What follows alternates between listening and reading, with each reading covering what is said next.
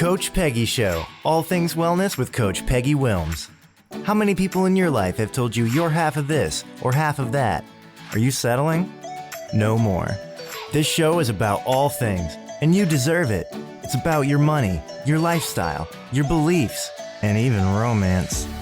We extinguish excuses and raise the bar to all things possible. It's time to use your ATM, your all things mindset. Welcome to the Coach Peggy Show. Bold, badass, and never half in.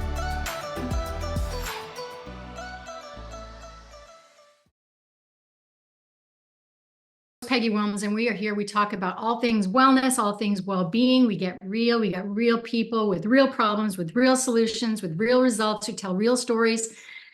I mean, it's just going to be amazing. So listen, today's show is for everybody. It's for teens. It's for college students. It's for parents, singles even. It's for retired folk. And why is that? Because we're all trying to figure out how to balance this thing called life. And our show today is with one of he's a coach. He's a comedian. I consider him a very good friend. He's like my brother. And so we're going to have fun, and it's laugh or cry. How to live, thrive, or survive in this world. So let's go ahead. I just want to do some housekeeping real quickly. If you have any questions, you can always email me at peggy@allthingswellness.com. If you'd like to be on the show, hop onto my website, and you can go over to the media tab, the radio tab, and you can fill out a form to be a guest on the show. You can catch me live on TikTok. Andy knows this, every Thursday, 8 p.m. Eastern, where we have fun. And also, just real quickly about all the books that I've written, you can hop onto Amazon and get book 1 and 2 of the All Things Wellness series. Book 3 is getting ready to come out this summer. I've got an unsheltered book I'm working on, and a children's book out there, and a wellness journal that I just posted. So if you have nothing, or I just published, if you have nothing else to do. All right, Sierra, let's pop up that quote. We always have one that's pertinent to every single show. And today it is, if laughter can't solve your problems, it will dissolve them by changing your body chemistry and your mindset, so you can face them in a better way. So that's from the laughter guru. His name is Dr. Madan Kataria. Kataria, Andy. I love that. That is a beautiful quote. Kataria. I'm sure he's not whatever accent I just used. I think he's Indian, actually. But hi, buddy. Hi, Andy Vargo. How are you? I am excellent, Peggy. It's so good to see you. Thanks for having me on today. Hey, that's awesome. So we were talking a little bit of B-roll. I'm sure that Sarah maybe captured it. So, you're traveling. Okay, that's what we fun people do. We travel, we help others across the world and change lives. And you happen to be in a room that I would consider not quite as romantic as we might like on the road. I need right. Well, being a gay dude to be in a room that's pretty, butch feels kind of romantic. But talk to me. That is so, I didn't think about that approach. Hey, we all have our love languages, and mine is flannel. Randy has his gaydar on. Yay! That's awesome. No, it is, but it's funny to stay. Like I'm in Missoula, Montana. I was here for the No Longer Virtual conference the last couple of days, which is just such an amazing group of people. So it's one of those things where it just fills your heart. And but in Missoula, people are here for fishing, for hunting, and not every hotel is like this, I'm sure. But this particular hotel is kind of a kitschy little place. They got a few locations, but it's definitely centered towards that skiing lifestyle, fishing, hunting. It for sure has a vibe, bringing us down to earth. Literally, that's my sign. I'm an earth sign. What are you? I don't know. My what sign? I'm an earth planet. Are you air? Are you fire? Are you water? I don't know. How would I know for that? Another day. I'm gonna have to do some math. I know I'm a Scorpio, and I know that I am a rabbit. Oh, Scorpio's Earth. I think Scorpio's Earth. That's why we get along. Yeah, you're my rising sign. I don't want to confuse you, Andy, but I want to brag about you for a hot minute. So let me introduce to you my pal here. Andy Vargo is a podcast host. Own Your Awkward, if you've seen his shirt. Yes, that's his brand. He's a best-selling author, and he is the creator of Awkward Journal Series and Own Your Awkward Life Changes. He's a motivational speaker, business, and life change coach. He's a comedian, which is kind of the approach we're taking today on some tough subjects. He lived the first 40 years of his life feeling awkward. So he came out of the closet at age 40. This does not define him by any way. His purpose and passion are what does definitely define him. Changing everything in your life, Andy. We've talked about this on many, many things that you and I have done Yeah. together, that we have this goal, right? We're like, if then. If I achieve this, then I'm going to feel, or if I get there and then I'm going to feel. And I think we talked last week on my TikTok that, it was like your whole life, you kind of live in this certain way. And then all of a sudden you choose to live it a different way. And you're like, well, damn, it's still kind of hard because everywhere we go, we are, right? So, Mhm. oh, and you're awkward. Yeah, it's like when we believe too much in the promise of the then, Mm-hmm. we get to a space where we just feel lied to because it's like you get home with the new clothes and you put them on to go out and you're like, crap, I'm still the same person. Like, yeah, I have the different look, but unless you actually engage differently with your life, Right. things won't change. And that could be, you go out, you have to engage with people differently. You have to, whatever that thing is, but saving up this idea that, well, when this happens, all of a sudden we're going to get there. And all of a sudden, like, no, it's like, wait, there's still work to do, which isn't a bad thing. It's not like, oh, I suck, I can never do it. That's what Right. we tell ourselves because we see people having fun and stuff. And it's like, wait, everybody's working behind the scenes. We just don't see the conversation in their heads. Yeah, I've told my kids before that you can still be depressed in Bali, right? If you have mental Mhm. health issues or you have cancer or wherever you go, you are. So you have to deal with your own crap along the way. I mean, yeah, geographic location does help some of us, but Andy, you and I are both funny, even Mhm. if nobody else believes it. I believe you're funny. It's part of the fun stuff is that, even if I'm sitting in my office with my Snapchat, I may have told you this before. Sometimes Dana, my boyfriend of a million years, will knock on the door. He waits, he listens. And then if he can assess like it's a party of just one, just myself, then he'll knock on the door and come in. And sometimes I'm just in here doing a Snapchat, just cracking myself up because we have to, because life Yeah. is so I want to chat with you first. I want to kind of go back before we share with our viewers and our listeners how this can help them. Because really, what we want to do today in this really heavy world is I want to talk about how, whether you're a pessimist or an optimist or a realist, we do control some of our approaches and our attitude in life. And you and I sometimes take that sarcastic, comedic, Mhm. self-deprivation. It's so much safer, Andy, to do that. It's so much safer to just self-deprecate because, as an extrovert, again, you and I talk about a million things lately, but as an extrovert, I kind of want to decide when I'm in the limelight.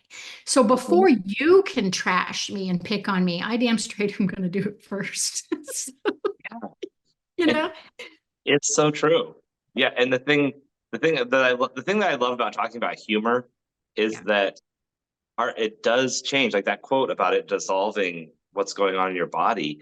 It's it With humor, one thing, like, you learn at a faster rate. If you are laughing and enjoying yourself, you are retaining knowledge better, which also means you're healing better. You're learning the things that you need to do to heal.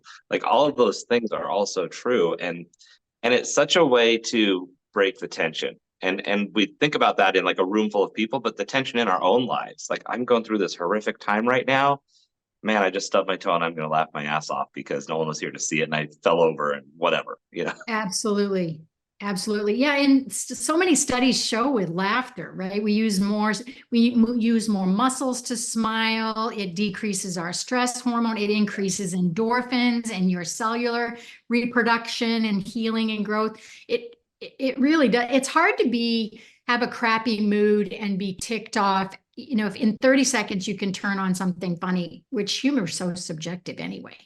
Who are some of Even your favorite comedians? I'm all over the board. So I'll watch, old things like Joan Rivers and different, like Mhm. Carol Burnett show and stuff like that, which I think are hilarious. There was a Catherine Tate show that used to be on. She had her own show uh, that was British television, which was kind of skit based. It was Yeah. funny. But I like watching a lot of the big ones too, like Bill Burr and the contemporary folks. But there's a ton of like one of my best friends, Sherry Hardman. She's a local comedian who's starting to tour more, Yeah. and I could watch her set over and over again and still crack up because even if I know the joke, I'm laughing at the experience of the way she said it, or knowing where it's going Right. and seeing the reaction. So when I started doing comedy, I remember telling my uncle was going to come to one of my sets, and I remember warning him, saying, Uncle, it's going to be a lot of the same jokes you already heard, so I don't want you to be disappointed. And he Oh, said, have you ever listened to the same song again and you still enjoy it? Have you ever watched a movie for a Yeah. second or third time and you still enjoy it? And I was like, I never thought about that, because I've watched comedians over and over again and enjoyed their jokes.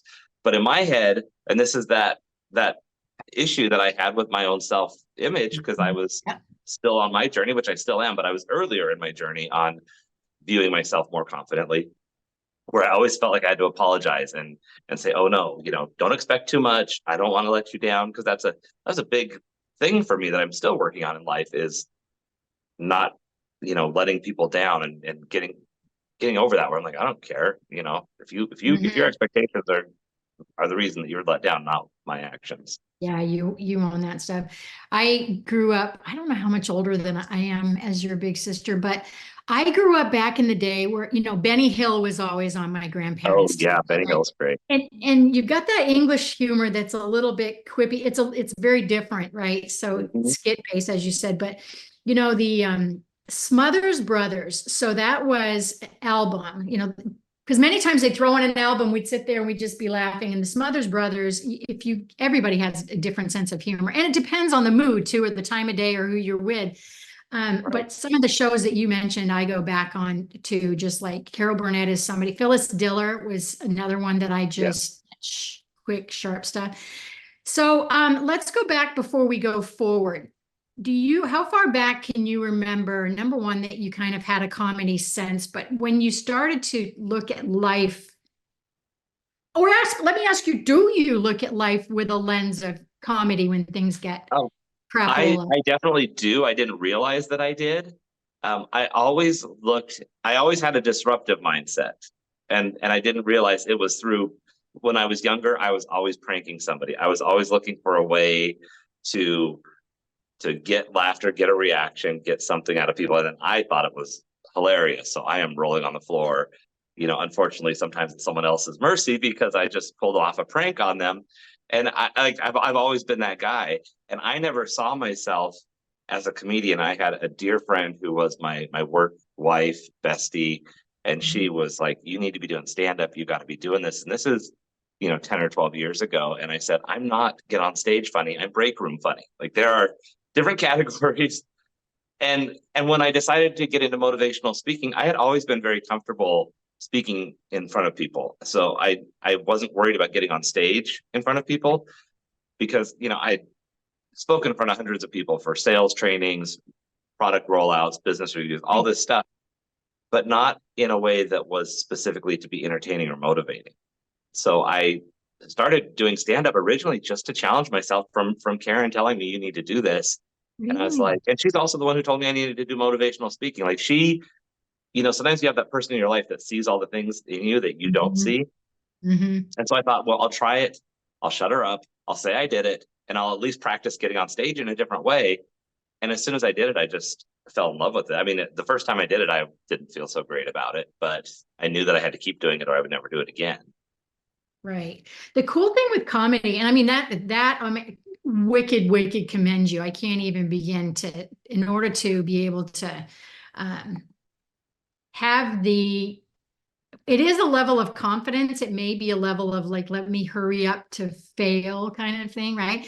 Right. Meaning to stand up on a stage and know, first of all, humor is so subjective. Like, Oh, it literally, is. somebody can be over here rolling on the floor laughing at something you said, and this person, arms crossed, just be like, Yeah. And not even arms crossed, but sometimes offended and can't believe you're there. And I've gone to show after show where I see people, where I look and I'm like I'm the guy, I'm like, this isn't my favorite comedian. I'm at an open mic, for example, and I'm going, I don't like this guy's comedy. I'm not mad about what he's saying, but I also know that I look at half the room and they're laughing. And just because I don't get it or relate, other people are on different paths and they need that. And I will say, I didn't start comedy till after I came out and got divorced. And if I wasn't in a place where I was starting to be honest with myself and actually be able to have that dialogue, I wouldn't have been able to do it very well, because true comedy, you have to be honest and really vulnerable in order oh, to actually get to those things that create. and break that. Well, and you save us a lot of time having to vet you. It's meaning, if we're not transparent and authentic in front of people, it's just a matter of time before people go, really, I found out who the real you is. So you might as well call yourself out. Just realize something on an observation that you had. When you're looking across the audience and you're looking at the ones that are very stoic and like, I can't believe I'm here, my wife brought me to this crap, or this guy isn't my genre, because immediately two things happen when you just gave that example for me. Number one, I thought how different music is, and we don't go, ew, you like country. We just go, country's not for me, right? It's the same kind of thing. But the other thing that when you look across your audience, when you're standing there, I realize that's the scope of life, no matter the subject. Like, I'm going to go to work at 7-Eleven. You're going to have this person over here going, what are you doing? That's way below you. Over here, you could have a mother going, 9 to 5, girl, I've been waiting for you to do that. Get rid of this stress. So life in and of itself is kind of that roller coaster. Yeah, that's I've heard this question that's like kind of like the who you're going to date kind of thing. It's like, would you date someone who works at 7-Eleven, say, for example, like based on your viewpoint of success in life and life path. And I've always like, well, to me, that's not a yes or no question. It depends on why they're there and where they're at in life and all the other things around it. Like, if that's like what they do while they chase their passion, I don't care what you do to make income. If you're looking at the characteristic traits, right? So the things like they show up, they're dedicated, they, take pride in their work, things like that. The other thing is the storytelling, because you and I are storytellers, and you've published books and you've been in my books. You're also a media partner of mine. And the behind the scenes stuff is, whoa, you better not judge a book by its cover. Because what if that guy or gal, that was their third job, 7-Eleven, they work 3 jobs, and they volunteer at a homeless shelter. Like, you're damn straight you date that person, right? I'll tell you what, this actually was said in a job interview to me after my divorce. And I was looking for a job specifically that was physical and that was overnight, because I didn't have time to work out and I wanted to get better in shape, and I wanted to work overnight so that it didn't interfere with anything I was doing in my business, so that I could just pick and choose I could just schedule what I needed to and sleep around it. And I go to this interview, and it's at this Safeway store for night crew. And the store manager looks at my resume, and the first question he says is, how did you fall so far? And I was kind of taken aback. I wasn't, because I'm like, well, this is not about like this being a lower job than my experience that I have, because my resume has great experience. But that's the problem, is that's the perception that people have, is we see a snapshot of what people are doing in time and where they're at. And we say, you're in a bad place, you're not worthy, you're not better, you've fallen, versus I have climbed up to the top of the cliff, and I decided that this is the next, I'm going to walk on this plateau for a little bit, or whatever the thing is. I'm not back at the bottom. My life hasn't changed as far as the experience and the value. It reminds me of a conversation I had this morning that really, like, it deflated my balloon, but it also set me on my butt enough for me to go, how true is this, first of all? And secondly, how does the world perceive you that really doesn't have a clue, right? So this person in particular said to me, he knows I love him to death, but the timing for us to work together isn't aligning. Okay. He's got other things going on. He's super, super focused over here. And I don't want to, at this point in time, work with somebody that's not 100% vested, right? Because I don't have any more hours in the week of my 168. Like, there's none left. Right. So I had to get to the place where I said, Peggy, what do you really need? Whether you like to do it or not, whether you like to edit your clips and post them wherever, you might like it, but you don't have time for that if you're going to do this over here. Like, there's no time. So the person, we had this kind of respectful thing this morning and I knew that he was going to say this, but he's like, I'm really busy over here and I don't feel like it could perform for the needs that you have. And over here, me going, you're right, instead of trying to drag along, right? But he also said to me, that kind of going back to what you said about how'd you want to come up from the bottom? He said, I believe that you will continue to find your success. Like, I was on a search for it. That's how I interpreted it, right? Not like you will continue to be successful. It wasn't worded that way. Success or grow your success or whatever. Right. Yeah.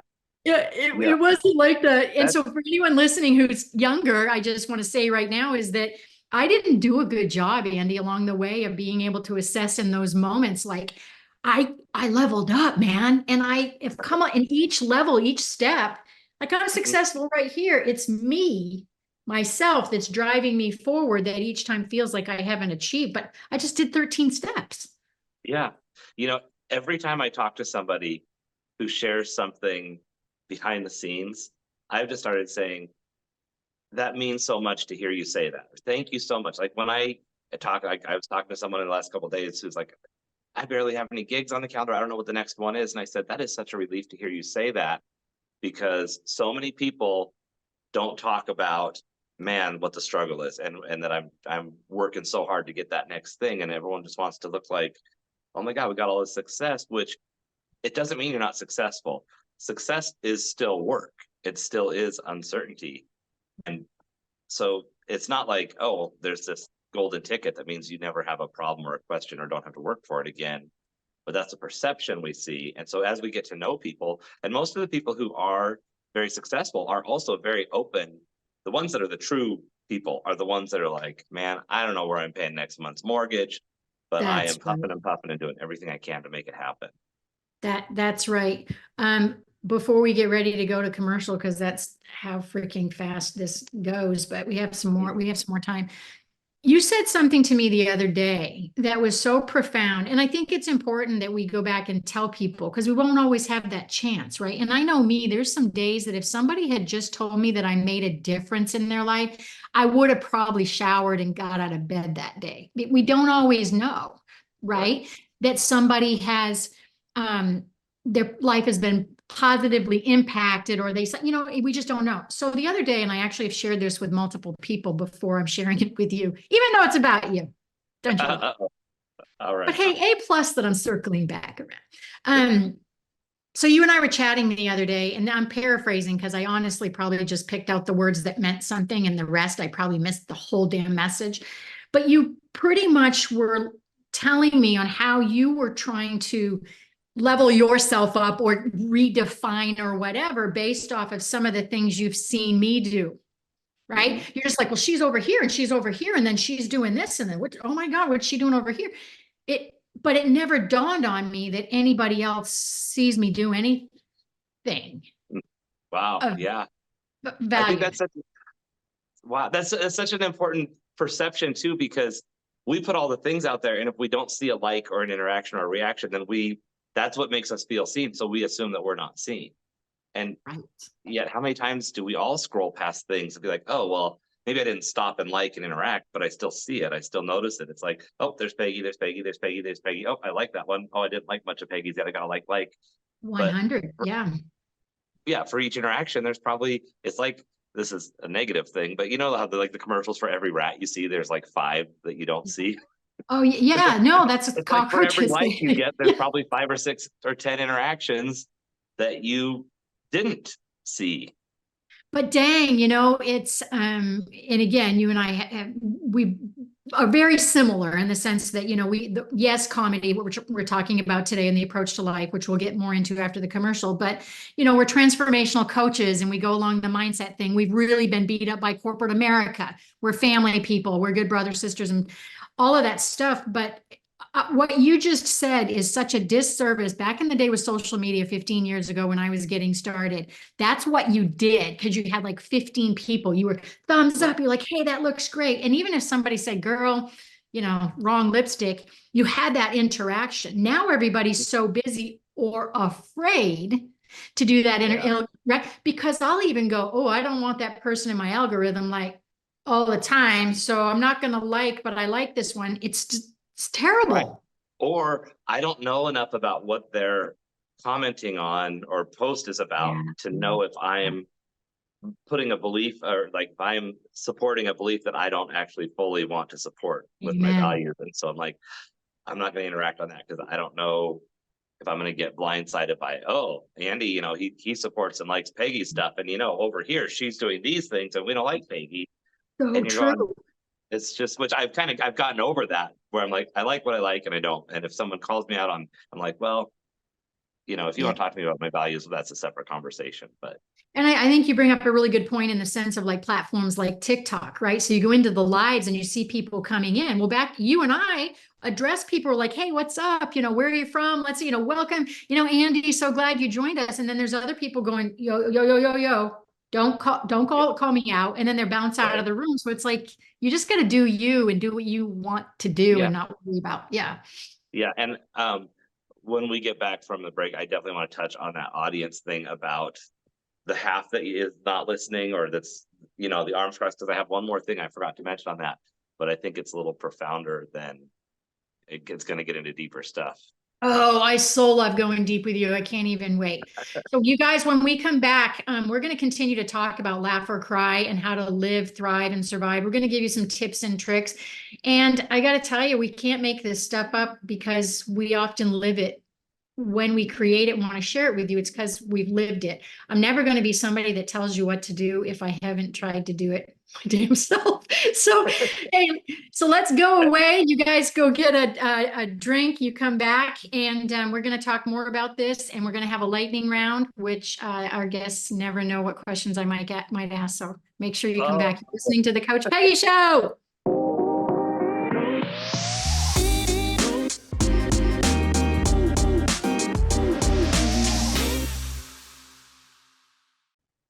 Hey, you guys, welcome back.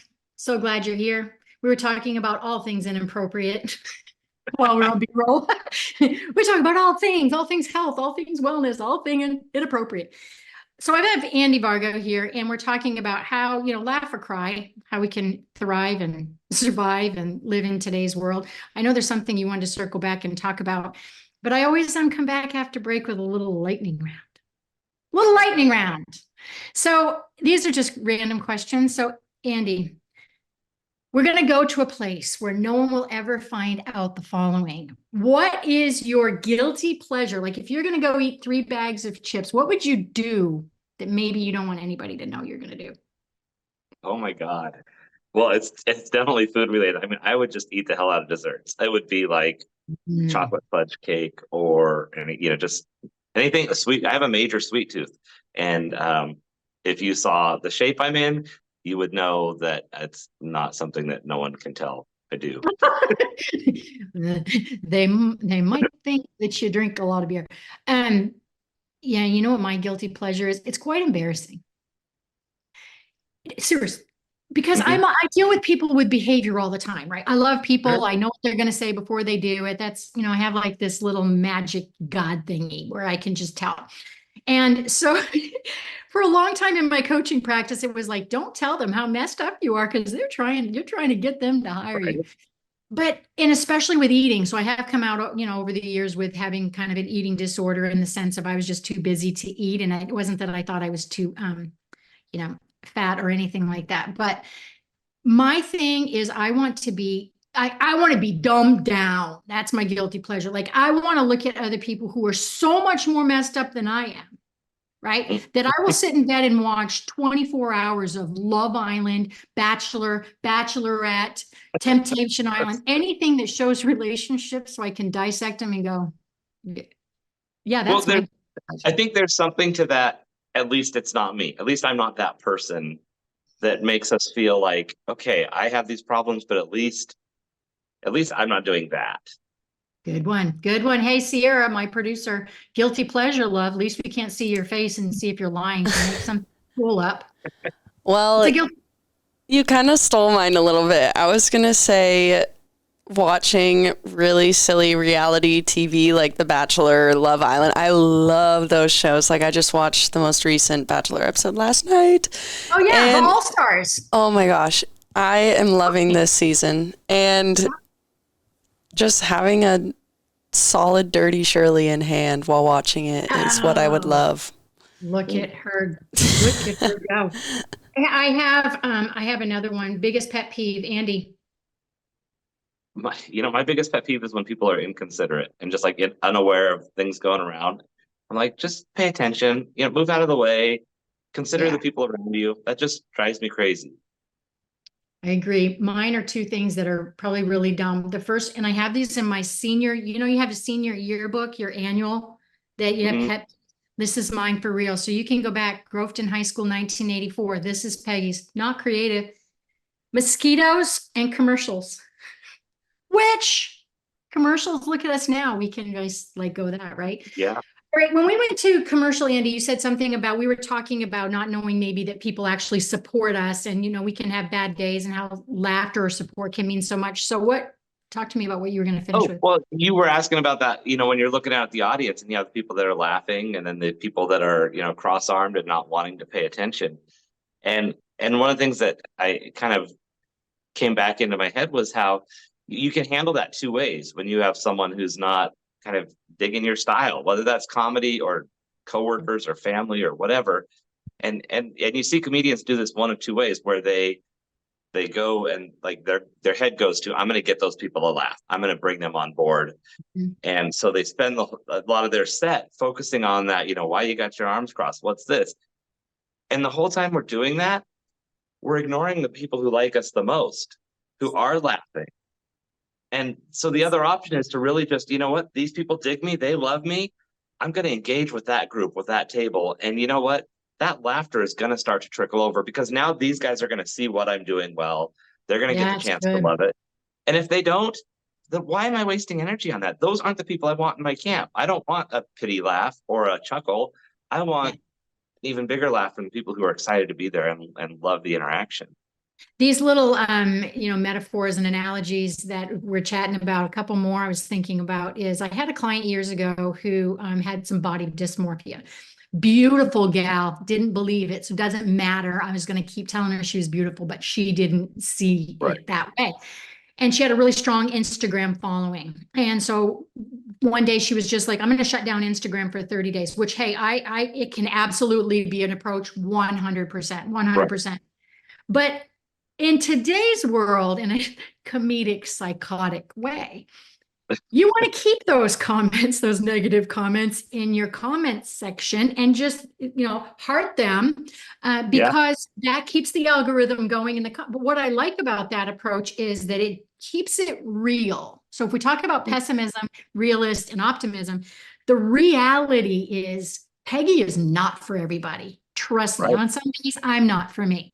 So if you keep a perfect following, you guys who are 25 years old, listen, if you're trying to keep a perfect following for people to say, wow, she loves me, perfect hair, perfect eyelashes, you're not setting yourself up for that crappy stuff that eventually will hit you anyway. It's going to hit you anyway, right? But I keep that stuff in my algorithm, and I'll tell you why. Because I love to see those 9 people out of 10 who support me, like they do you, Andy, in a crowd, come back and fight for me. Right. They come back and defend me. And it means a lot more when someone else is saying something on your behalf than you being on the defensive all the time. It's like, hey, unleash the following. Like, nice job, nice try. Unleash it. And I think with comedy, because we're talking about laughing, we're talking about before, when we started the show, you guys were talking how it increases serotonin and it decreases stress hormone, and there's a commonality sometimes, because you might match with somebody that you don't necessarily match on other subjects, but your humor is kind of funny. Like if we talk about sexuality or religion or whatever, we may go, hey, we don't align, but making them laugh does, right? And there's also the feeling of, you don't have to agree with or find someone funny to realize the brilliance of what they do. Like, there are people that I don't like at all, but I can see their talent. And sometimes people who are doing some very bad things that people don't want to recognize how good they are, what they're doing. Because if we can't say that and see it, then we can't combat it. And we can't also, like, I can completely disagree with someone who's like, you know what, that's a very talented person. I might not agree with their messaging or their stuff, but I can respect what they do. And maybe there's something there I can learn from them. Well, and that's so emotionally intelligent that you got to that place. I mean, that's what I love to teach, go back to our teenagers and just say, hey, first of all, not everybody's going to like you forever, and you don't want them to. You're going to be too busy anyway. But the other thing that you're talking about, that if we're tearing apart somebody else, it's because we have such a great skill of already tearing apart ourselves. Right? If you're not confident enough to do what you just said, which is emotional intelligence, to be able to go, I can still find the good in them, the intelligent thing in them, the thing that they do well that I don't do well, versus all those other things. Like, I really love I love what you just say, because I have people in my life right now who aren't the top, go out and have a drink kind of people. Right. But I am intelligent enough, emotionally intelligent enough to remove that emotion and say, they're damn good at this, this, and this. I love that. Yeah. And I will tell you, I remember learning this when I was younger, and I worked in a grocery store, and we would go do store checks and look at competition. And it was a really, like, as a younger, naive guy, my thought was, oh, well, look at all the things we do better. And I remember one of my our management staff said, well, that's not the point. He says, what are they doing well? And because customers are going there for the things they're doing well, not for the things that we do better. So we need to understand what they do well. And it's like, oh crap, like they could be doing stuff good. Just because they're the bad guy and the competitor, it's not good versus evil. It's, oh, there's things they do well that we could learn from. Yeah, and you need, if you look at science in general, there's a negative and a positive and an equal balance with energy, right? Let's talk about how a battery works. You still need both sides. I mean, you have to have a balance, and there's another tribe to find. For you and I, we are out there, literally. But when we do have those days, I want to ask you, when you have those days that things aren't so funny, right? The news is heavy, the weather, everything's dreary, and you maybe weren't as successful yesterday, today, or tomorrow what do you do to get through, like, even a moment, like the next 30 seconds? What is your deal? What have you learned? Well, I'm so glad you asked that question, because we've been talking so much about laughter that it's not, the healthy life doesn't mean you're always laughing. We have to have times where we cry, and they're going to be there, and just knowing that those are there. And I used to get so depressed where I was like, oh crap. When I would get to a dark place, I'd be like, damn it, I'm back at square one. I guess I'm just a depressed person. I guess here I am again. And I never dawned on me to think about, this is just as much as the seasons change during the year. This is a season, and that season might be 10 minutes. It might be 10 days. It might be harder to get through, but the other times will come back. And like when I was in my worst depression and stuff, I remember getting to a point where I had that, man, I'm back at square one.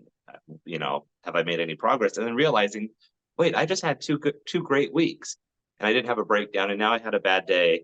So you know what? I might have another 2 weeks. Maybe I'll make it 3 weeks this time. And I started to track the progress between darker days, and just also being okay to just sit there when you're in that space and go, I'm going to sit here, and, the storm's going to pass, and I'm going to have a cup of hot chocolate and like watch the lightning out the window and just stay safe and shelter.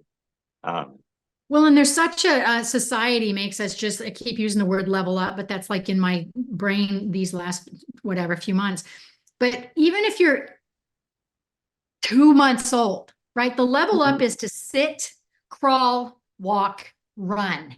Very few times is a 9-year-old going to go, look how far I've come. Oh my gosh, I've come a long way. I'm not a failure. I have success. And as your teens, and especially I think in the 20s, once my kids have gotten out of the 20s, I look back at that and I go, that's really a tough time. I think you and I chatted about this as well, because you're coming out of college, if you went to college, or who am I? And I want a dog, and I suck at budgeting, but I want a house, and I just got a car. But yet you want to be over here in a relationship where you go, oh, let me change you too, because I can't figure myself out. But everybody's leveling up, like you just said. So when we do have those depressed or those low serotonin, for me, I almost immediately need to do 2 things to get out of it. And if I don't, I know I'm in bed at 2:00 in the afternoon, is to get outside and either, literally put my feet on the grass, get some vitamin D. I have to either get outside, or I have to hit the music. I have 30 seconds. And I used to teach a course about this. It's like, you got 30 seconds. And that's because if you think about it, you look at your watch, 30 seconds is a while. It is. It sounds like a long time, doing a comedic set, how long 30 seconds Yeah.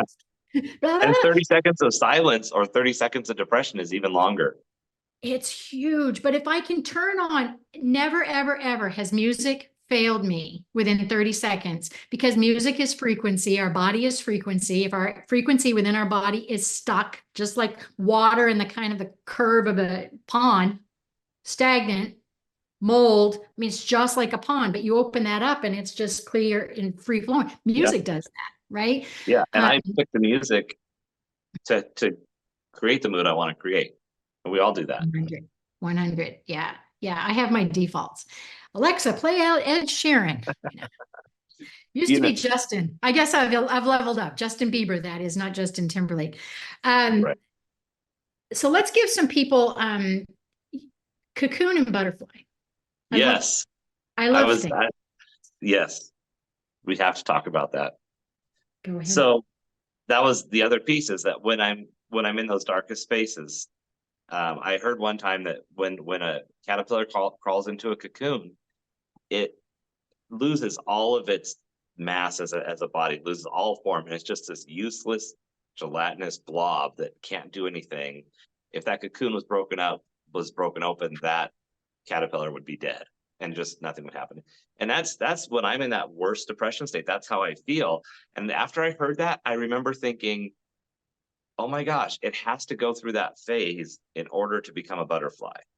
And I just, ever since then, when I'm in that space and I'm under the blanket and I'm just going, oh my God, I feel like stuff and awful. And I don't even want to like peek out to look at my living room, let alone the outside world. Now I'm just like, I'm cocooning, and I'm going to emerge at the next level. And that's a beautiful thing. And that's just part of the process. And sometimes that cocooning is, 2 hours or a couple of days, but you can recognize it as part of the process and not a state of who you will be the rest of your life. It's like, no, hashtag cocoon, hashtag butterfly, so a couple of things I want you guys to hear is that what Andy and I are trying to say today here is that not everything is laughter. That's why the show was talking about laughter or cry. Both things are therapeutic. We know that. A good cry. I hate to cry. I will fight it like crazy. But is to find kind of the coping skills that work for you. Number one, know you have a tribe out there. But if you don't know you have a tribe out there, then you need to find one. Andy's in my tribe. When we started to have this conversation, and I'm like, when I send you a hashtag cocoon, just need you to know you don't need to come save me, but I'm having one of those times. And then I'm going to hashtag butterfly you when I come out the other side. But I want you guys to think about who your tribe is. Your tribe can either bring you down, they can hold you, or they can lift you up. And life is heavy, as we've been saying. And I think some of the good points that you brought up, Andy, is we're not taught to like do this, a pat on the back as we go along. It really is society going, yeah, I'm glad you got a Porsche, but there's a new one out. And how do we break and stop that and acknowledge where we've come? And if we're struggling, like this morning, Wednesdays, you guys, I suck at Wednesdays. I always have. I've always been very aware of it. I used to call my mother almost every single day. And for years, I would be like, I would almost make Wednesday bad because I knew it was going to be Wednesday, but I couldn't understand why. And then I finally figured out the whole world says Wednesday is the middle of the week. It's the middle of, okay, you're tired. It's the hump day of get to the other side. It's the you've gone this far. And so for Wednesdays, for me, I was having a hard time of acknowledging, like, I'm just tired. I've been working for corporate America already 50 hours and it's Wednesday at noon. So I'm just tired. And Wednesdays are very emotional for me. And I mean, it's heavy. So even this morning, which is Wednesday, I woke up this morning and I'm not even kidding, Andy. I said, I'm done. I'm so done. I know I just said this last week, but I'm saying it again. I am selling everything, leaving everything, and I'm just going to go work in a flower shop like in Costa Rica. But what I want everybody to hear is if you find your tribe, the only way you can find your tribe is to show kind of the transparency and the authenticity and kind of the yucky stuff in order to connect and tell the stories of the tribe. You and I are connected. Sarah, my producer, is getting to know me obviously better over the years. But listen, find your tribe. Laugh, cry, dance, accept that all of us are more alike than not. Yeah. I want to give the world a call to action, Andy. So what we're saying today is we've talked about the past, rear view mirror stuff, and we talked about the here and now. And I know you're doing amazing things and shaking the world, but what would you say, anybody listening? Call to action. I hear so many adults say that it's hard to find friends, and which leads into finding your tribe. And so I think that that's a good thing to keep people you give them some thoughts on, because the thing is, when we think about finding our tribe, it's really easy to look out and see people doing activities and things that you think, oh, those are the things I want to be doing. Those are the groups I want to be part of. But when you show up to that group you have to really think about how you feel when you leave that space. Do you feel like, man, I wish that they included me more? Or do you feel like, wow, I really felt listened to and heard and connected? And that's the difference. If you have this longing that you're just like, man, I want to get in on that and I want to get on that, and you're trying to get in on it and they're not bringing you in, walk away from that space and go to the place where when you leave that space, you thought, wow, you know what? That person listened to me. And it might be a stranger sitting at a coffee shop or in a bar, or it might be a club you go to. But try a few things and pay attention to not what you want to be part of, but where you feel like you were a part of.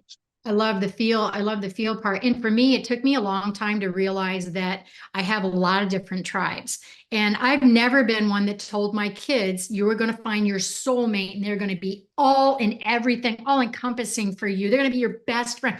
Yeah, hell no. No. That's so much pressure on not only you putting on them, but for you to be that way for everybody else. You might have a tribe where you play bunco with, who has no idea what you do for business. You might have, right? So it's different tribes and leaning into that, and also hurry up to fail. Yeah.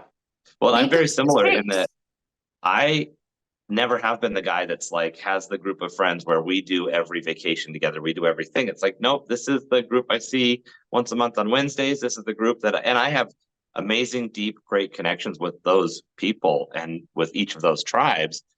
But I'm not don't put me on the board of directors for any particular group that we're going all in on, because different tribes fulfill different parts of my soul.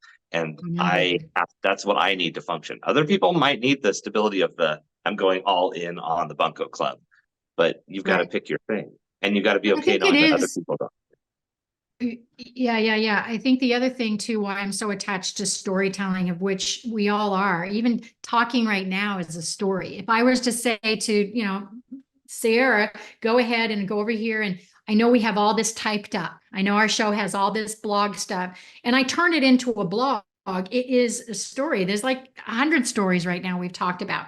Right. So for us to have different tribes and to connect it gives us more leeway to be accepted or have bad days, right? So for instance, I don't have to be on the money with one tribe who's going to judge me on my bad day. We can reach out. And I want everybody to realize they need to do I statements. So that's why I brought up the story thing. Because in my books, my real compilation books, they are true stories. And you bring up I statements. It is, I lived here, I did this, I learned that. And self-care is an I statement.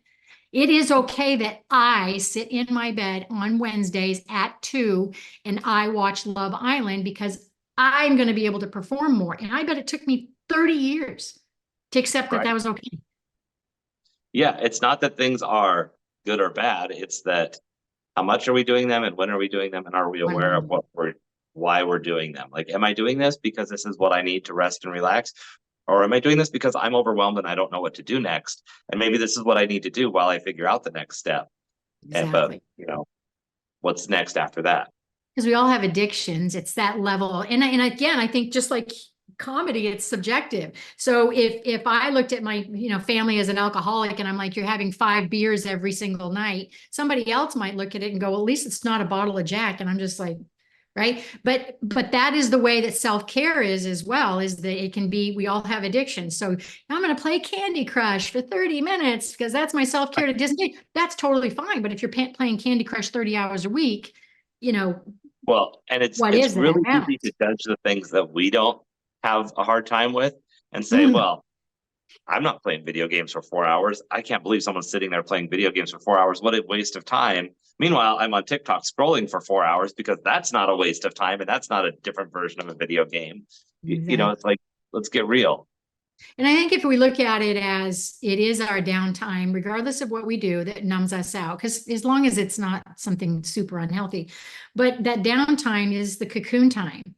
And whether you guys listening are 20, 30, 40, 50, 70 or whatever, I really hope what you take away from today is that we're all in it. We're all in this stuff.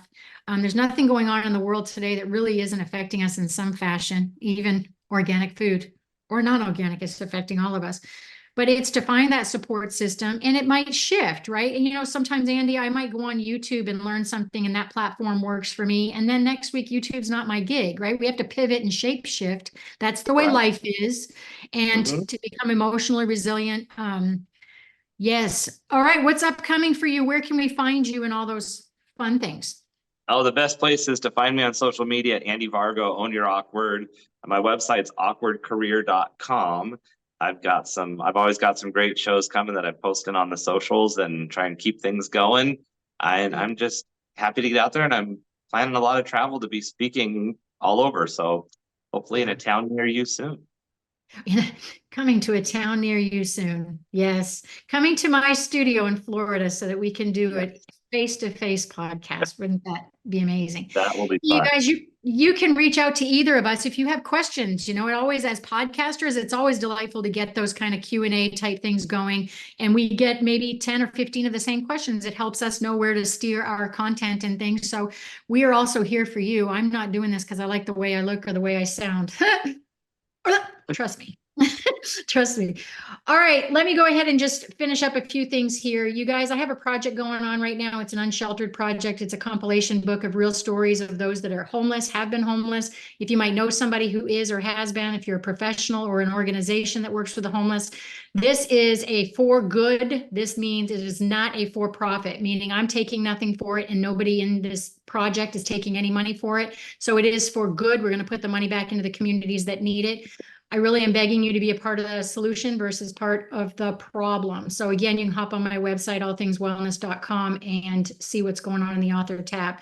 I'm always here with you every second, Sierra and I, every second and fourth Wednesday, 12 Eastern Standard Time, because that's what we do. We're here for you. All right, Andy, I'm going to give you the next 30 seconds. So what do you want everybody to know about you?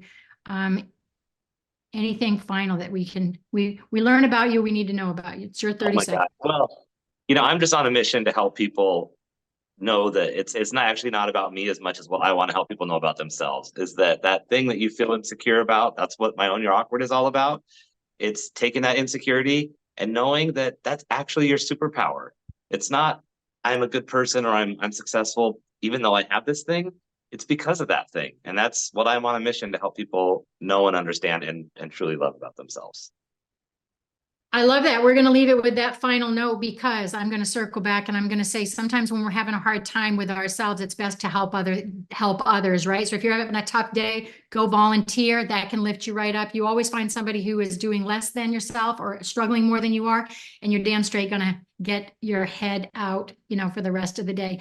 Andy, loved having you. I'm sure it'll be no time before we chat again. So thank you for helping change and save the world, frankly. Definitely. Thank you. Always a pleasure. All right, honey. See you guys soon. You're listening to the Coach Peggy Show. Talk to you real soon. You've been listening to the Coach Peggy Show, all things wellness with Coach Peggy Wilms. Tune in live on transformationtalkradio.com, where Coach Peggy talks all things wellness, not just nutrition and fitness, but about all things, about your money, your lifestyle, your beliefs, and even romance. The Coach Peggy Show, bold, badass, and never half in. For more information or to connect with Coach Peggy, visit allthingswellness.com.